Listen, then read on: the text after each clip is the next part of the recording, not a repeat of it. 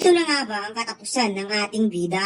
O baka dito na magsisimula ang kalbaryo ng mga monarchs na gustong kalabanin ang King of Dead? Dahil sa episode na ito, masasaksihan natin ang napakatinding laban sa pagitan ni Jinwoo at ng tatlong monarchs at mukhang may nasampulan ng monarchs kung gaano kabagsik si Song Jinwoo.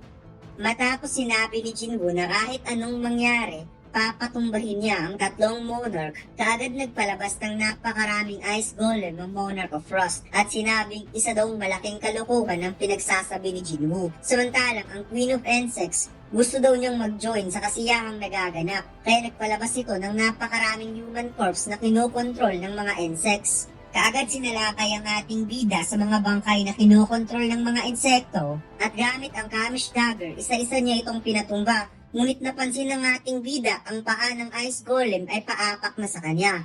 Nagkaroon ng malakas na pagsabog at nagsisitalsikan ang controlled corpses. Habang si Jinwoo mabilis na umakyat sa itaas upang putulan ng paa ang Ice Golem. Kaagad namang sumunod na umatake ang dalawa pang Ice Golem towards Jinwoo. Ngunit nag-iba ang aura ng ating bida. Ginamit nito ang speed skills upang durug-durugin ang braso ng Ice Golem habang ina-unleash nito ang napakaraming slashes gamit ang Kamish Dagger.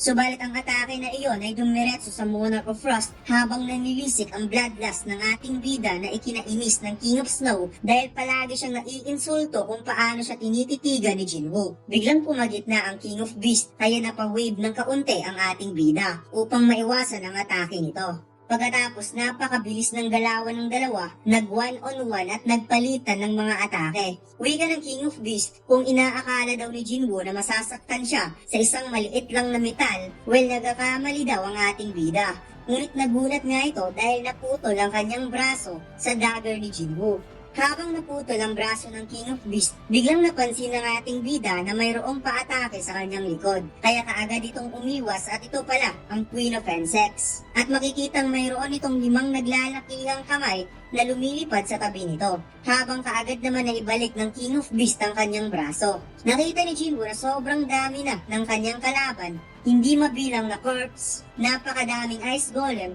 at ang tatlong monarchs na nasa stage of raging. Samantalang nagawang mawasak ni Bero ang ice na nagkulong sa mga major shadow soldiers at hindi nito mapigilan ang kanyang sarili na magalit sa mga kalaban dahil sinaktan daw ang kanyang king. Hindi naman makapaniwala ang King of Snow kung paano nawasak ng isang shadow soldier ang kanyang binding ice magic spell at paano daw nagkaroon si Jinwoo ng isang shadow soldier na nasa commander level bilang isang tao. Wika ng Queen of Insects, ang isang anak na hindi kinikilala ang kanyang ina ay dapat paparusahan. Kaya kaagad nitong inatake si Bero habang tumatakbo papunta kay Jinwoo. Ngunit winasak lamang ni Bero ang atake ng Queen of Insects at sinabihan nitong, "You're crazy witch," na ikinainis ng Monarch of Plagues. Lumuhod si Bero sa harap ng ating bida at sinabi nitong isa daw tunay na king si Jinwoo dahil nagawa nitong harapin ng sabayan ng tatlong supreme being at umiiyak ito dahil sa greatness ng kanyang king. Habang naging emotional si Bero sa harap ng ating bida, sumalakay ang mga controlled corpse towards Jinwoo at kaagad nagsagawa ng combo slashes ang dalawa. Ngunit nag-follow up ng atake ang Queen of Insects sa likod ng dalawa, subalit huli nang napansin ng ating bida kaya dinala sa corner si Jinwoo at bumungga sa pader. Nawasak ang pader sa pagkabangga ni Jinwoo at ininda nito ang sakit ng katawan sa lakas ng atake, ngunit napansin niyang ang Ice Rain attack ng King of Snow ay papalapit na sa kanya kaya naulanan ng Raining Ice Magic ang ating bida. Subalit gamit ang bilis ng isang Song Jinwoo, binlock nito ang bawat ice na tumatama sa kanya at sikreto itong nag-counter sa kalaban kahit sa napakaikling segundo. Sinabi ng Monarch of Frost kung hanggang kailan makakaya ni Jinwoo ang kanilang combo attacks. Ngunit hindi niya napansin ang Barocas Dagger ng ating bida ay tumama na sa kanyang dibdib. At sagot ng ating bida, "Di ba sabi ko kanina, papatumbahin ko kayong lahat at hindi daw makakaalis ng buhay ang tatlong monarchs." Nagalit ang King of Snow at sinabing sino daw ito bilang isang taong mababang uri para pagsabihan ng ganyan ng isang monarch na kagaya niya. Nagsagawa ng pag-atake ang ating bida towards King of Snow. Napangiti ang King of Snow dahil sumalakay pala sa likod ni Jinwoo ang King of Beast at kinuha nito sa ere ang kanyang weapon na parang itak na may napaka-unique na form at kaagad ni-slash ang likod ng ating bida. Napasukan ng dugo si Jinwoo habang napasigaw naman si Bero dahil sa pag-aalala nito sa kanyang king. Sinabi ng Queen of Insects na siya ang Monarch of Plagues, ang ina sa lahat ng mga insekto. Kahit hindi daw siya nakikilala ni Bero, itinuturing pa rin daw niya ito bilang isang anak, habang si Bero gustong kumawala sa pagkahawak ng Queen of Insects. Wika ng King of Beasts, ito na daw ang katapusan ng Human Shadow Monarch, habang napasigaw si Bero at sinabihan niya ang kanyang mga kasamaang Shadow Soldier na tulungan ng kanilang king. Nagalit si Greed at sinabi niya na siya mismo ang papatay sa mga kalabang monarchs, kaya nawasak nito ang Ice Magic Spell, at napansin ng dalawa na si Greed ay isa itong dating napakalakas na warrior at na-realize ng King of Snow na unti-unti nang nawawasak ng mga higher up Shadow Soldier ang kanyang binding spell. Tuluyan ang nawasak at nakawala si Tusk, Igris at Iron sa magic spell. Ngunit wika ng King of Snow, kahit nagawa na daw mawasak ng mga Shadow Soldier ang Ice Magic Spell, tapos na daw ang laban. Dahil napakalalim daw ng sugat ni Jinwoo. Pangiting sinabi ng ating bida, ito lang ba? Wala lang to. At sobrang nagulat ang dalawang monarch sa kanilang nakita dahil gumamit lang naman si Jinwoo ng status recovery. Wala talagang lusot ang mga monarch sa skills na ito mga lods, except kung magawa nilang makapag-deal ng matinding damage sa ating bida. Samantalang nakita ng buong mundo ang nangyayaring laban sa Korea. Pinapanood ito ng big screen sa New York, London, Shanghai, Paris at iba pang parte ng mundo, habang nakikita ni Leonard Nurman ang napakatinding mana na parang bagyo na napapalibutan si Jinwoo, at tinanong naman ni Thomas Sandry kung ano na ang nangyari. Sagot ng German Hunter, parang pakiramdam daw niya na saksihan niya ang end of the world. Wika naman ni Baek Kyun-ho, alam niyang nag-grow ang ability ni Jinwoo, ngunit hindi niya inakalang umabot sa ganito ang lakas ng kapangyarihan ng ating bida sa maikli lamang na panahon. Inatake ni Igris si Iron ang King of Beasts, pinagtutulungan naman ni Greed at Tusk ang King of Snow, habang si Bero na-slash ang daliri ng Queen of Insects upang makawala siya sa paghawak nito. Kaya nagalit ang Monarch at sinubukan niyang atakihin si Bero, ngunit nasa likod si Jinwoo, naghanda ng atake gamit ang Kamish Dagger. Nagpakawala ng slashing cross si Jinwoo sa mukha mismo ng Queen of Insects, at wika nitong sinabihan daw siya ng architect na hahabulin daw siya ng Pillar of Fire upang patumbahin. Ngunit ang hindi daw nito alam, ang Pillar of Fire mismo ang papatumbahin niya.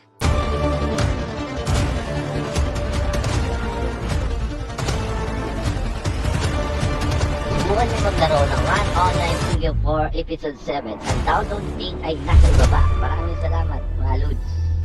Samantalang nasa itaas ng gusali si Lim Tae-gyo. Kanina pa daw siyang tumatambay sa kanyang posisyon at nag-aantay lang ng tamang timing upang magpakawala ng araw. Ngunit sa tingin niya, hindi siya dapat mangingialam sa laban. 30 minutes ago, inatasan ng Fiend Guild na pumosisyon sa mga gusali upang magpakawala ng atake direkta sa target kapag makaka-receive sila ng signal, at inaasahan daw nitong makakatama sila ng lethal damage sa kalaban. Subalit wika niya, ilan kaya sila ang makakasurvive pagkatapos? Kapag mabibigo silang patamaan ng kalaban, mamamatay sila. At kapag magtatagumpay naman silang matamaan ng kalaban, alam niyang mamamatay pa rin sila dahil kahit si Thomas Sandre hindi nagawang mapigilan ng kalaban. Biglang may humawak sa likod ni Lim Tae-gyo at sinabi nitong manood ka na lang. Sinubukan niya itong atakihin ngunit nagulat siya sa kanyang nakita.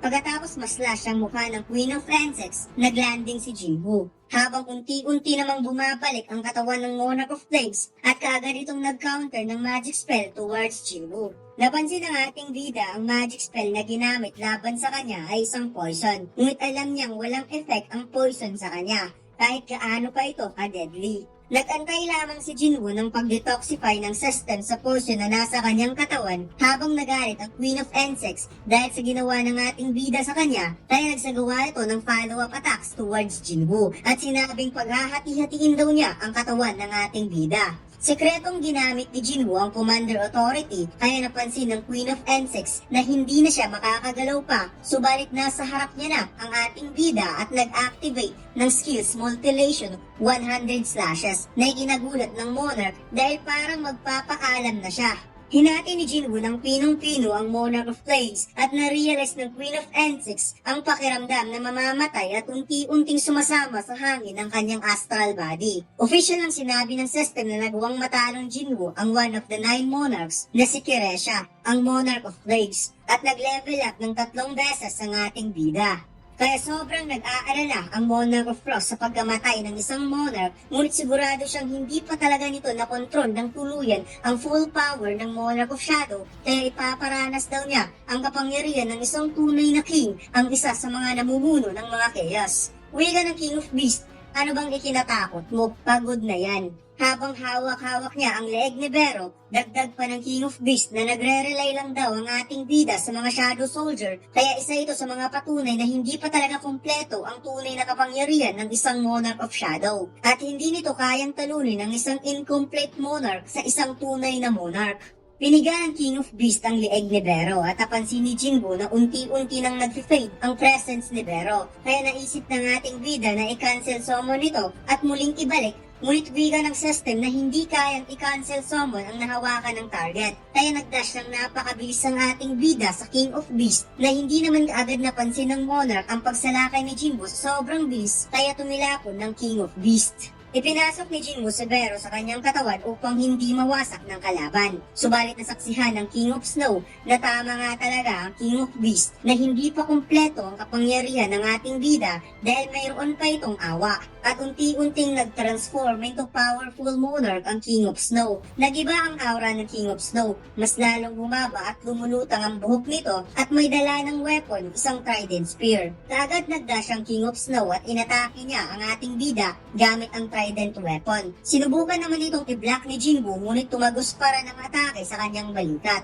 Inikot ng monarch ang kanyang sandata upang mahook ang ating bida at hinampas niya ito sa lupa. Ngunit napansin niyang wala na si Jinwoo at napunta na pala ito sa kanyang tabi, kaya mabilis itong umatake, buti na lang nakapag-wave ng kaunti ang Monarch of Frost. Nakapag-counter ang King of Snow kay Jinwoo, kaya tumilapon ang ating bida at sinabi nitong tatapusin niya kaagad si Jinwoo. Kaya mabilis na umatake ang King of Snow, dala-dala ang kanyang dalawang weapon, ang Trident Spear at ang Reaper. Nagpalitan ng napakabilis na atake ang dalawang monarch at napansin ni Jinwoo ang movement, release, muscle at breathing ng kanyang kalaban ay ginadaluyan ng mana. Nakikita naman niya ang lahat ng movement nito. Ngunit kailangan lang niya ng kaunting space habang iniisip ng Monarch of Frost na kahit ano pang iisipin ni Jinwoo, wala pa rin itong laban sa kanya.